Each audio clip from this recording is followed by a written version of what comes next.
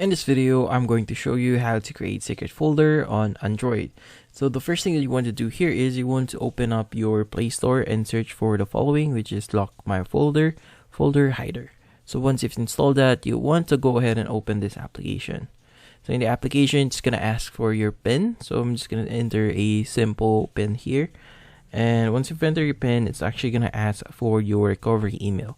So just enter your recovery email. So once you've entered your recovery email, you just want to add a new folder here by clicking on the top right that has a folder that has the plus icon on it. So just click on that, and from here you can add folders, add files, or create new folders. But for this example, we just want to create a new folder. So I'm going to say test a folder. Just click on the create. And from here, you could just add your folders, and yeah, you could basically just unlock them if you want, since these folders are all locked and hidden, and only you could access these ones. So hopefully this video was able to help you. Like and subscribe if you found this video helpful.